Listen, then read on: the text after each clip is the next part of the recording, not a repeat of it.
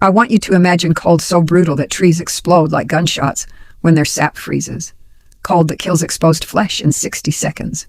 Cold where your tears freeze on your cheeks before they can fall. Now imagine standing against 1,000 wolves in that cold. My name is Anya Sokolov.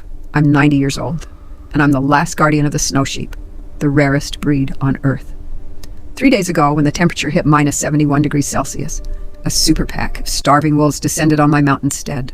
They came for my sheep. They came for everything I'd spent my life protecting. This is the story of how I fought back and survived. Let me tell you about the silence before it happened. In Yakutia, at minus 71 degrees Celsius, there is no wind. The air is too cold to move.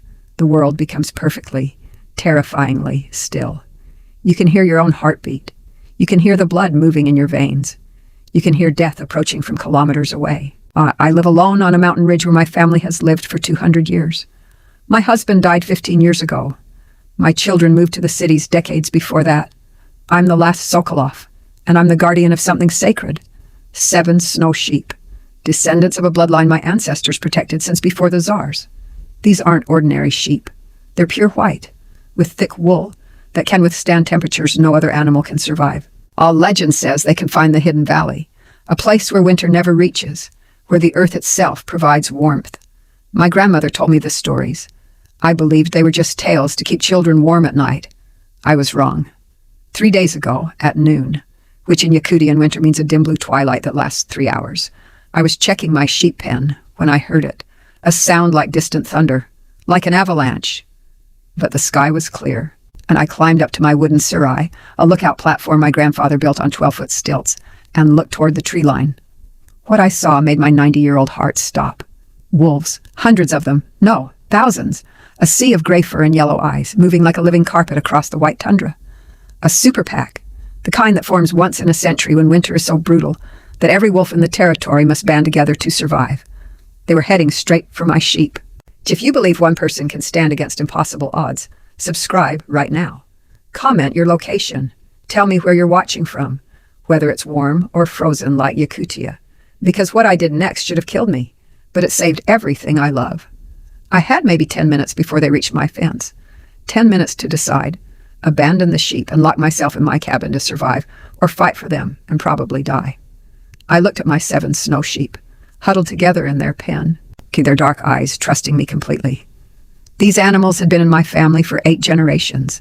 They weren't just livestock. They were family. They were sacred trust. I made my choice. I opened the pen and started driving the sheep up the narrow wooden ladder to the serai platform. They balked. Sheep hate climbing. But I pushed and pulled until all 7 were on the elevated platform, 12 feet above the ground. The first wolf reached my fence just as I climbed up behind them. It was massive, easily twice the size of a normal wolf, its ribs showing through its fur, its eyes mad with hunger. It looked up at me and my sheep on the platform, and it howled. 1,000 wolves answered. The sound was like nothing I'd ever heard. It wasn't just noise. It was primal, ancient. The sound of nature red in tooth and claw. The sound of death announcing its arrival. They surged forward, a gray wave crashing against my fence. The wooden posts splintered. Within seconds, they were through, surrounding the base of my platform, jumping and snapping at the stilts that held us 12 feet above them. I pulled out my grandfather's iron bell, a massive thing, 30 kilograms, designed to ward off evil spirits in the old days. I began to ring it, the sound vibrating through the air, through my bones, through the wolves below. They hated it. Their ears flattened. Some retreated, but they were too hungry. They didn't leave. Or I lit my first torch, a wooden pole wrapped in oil-soaked cloth. The fire blazed bright in the darkness, and I held it over the edge of the platform. The wolves below snarled, but didn't back away. That's when I realized they weren't going to leave. They were going to wait. And eventually my fire would die, or the platform would collapse, or I'd fall asleep and tumble off. They were going to win through patience. Subscribe now and comment "Fight Back" if you're still with me. Because what happened over the next 12 hours will show you what the human spirit can endure. The first hour was the hardest. The wolves tested everything. They jumped at the platform supports. They tried to climb the ladder I'd used. One managed to get its front paws on the platform edge before I jabbed it with my fire-hardened spear, and it fell back. The sheep pressed against me, terrified, their wool warm against my frozen body. I couldn't let them see my fear. And if they panicked and tried to run, they'd fall into the waiting jaws below. The temperature kept dropping, minus 72 degrees Celsius, minus 73 degrees Celsius. My torches were burning through oil faster than I'd calculated. I had maybe 6 hours of light left. After that, darkness. And in darkness, at these temperatures, we'd all freeze to death, even if the wolves didn't get us. I made a decision that broke my heart. I started breaking up my furniture, the chair my husband made, and the table where we'd eaten dinner for 40 years, and burning it to keep the fires going. Each piece I threw into the brazier felt like burning my memories. But memories don't keep sheep alive. Fire does. Around the 4th hour, something changed. The wolves parted, and a massive shape moved through them. The Alpha. I'd heard stories about it. A black wolf the size of a small bear, scarred from 100 battles, leader of the super pack. It looked up at me with intelligence that was almost human. Then it did something that terrified me more than the howling had. It began systematically attacking the platform support stilts. Not randomly, strategically, testing each one, finding the weakest, focusing its attacks there. The other wolves watched and learned. Soon dozens of them were attacking that same stilt, their combined weight making the entire platform sway. My sheep bleated in terror. The platform tilted. I grabbed the railing to keep from falling. This was it. The structure was going to collapse. We were going to fall into that sea of teeth and hunger. I looked at my remaining torches. 3 left. I looked at the narrow canyon behind my stead, the one my grandfather had warned me about. Never go there, he'd said. The snow hangs wrong.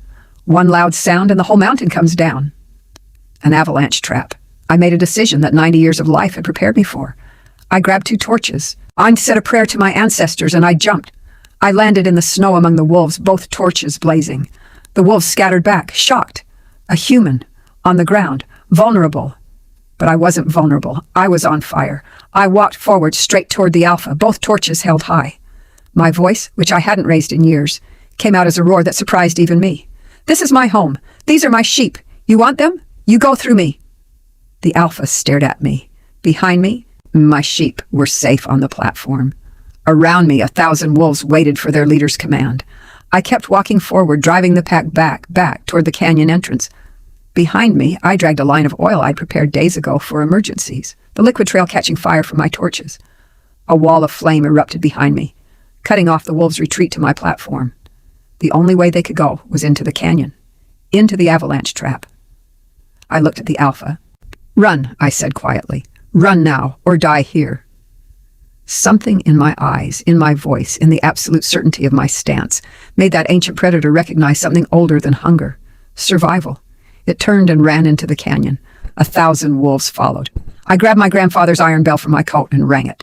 Once, twice, 3 times. The sound echoed off the canyon walls, amplified, multiplied. The snow above began to shift. I ran. My 90-year-old legs found strength I didn't know they had. I ran back toward my platform as behind me, the mountain roared and thousands of tons of snow thundered down into the canyon. When I reached the ladder and climbed up to my sheep, the wolves were gone, scattered. The super pack had broken. Those that survived the avalanche fled in every direction, the great hunger finally overpowered by the greater force of an old woman's will. I collapsed on the platform, my sheep pressing around me, and their warmth the only thing keeping me conscious. The fires were dying. The cold was crushing. I'd won, but I was dying. That's when my lead ewe did something impossible.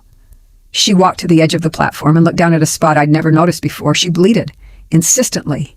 I followed her gaze and saw it. A crevice in the rock face hidden behind where my platform stood. Steam was rising from it. Warmth. Geothermal heat. The hidden valley.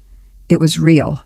With my last strength, for I lowered the sheep down and followed them into the crevice.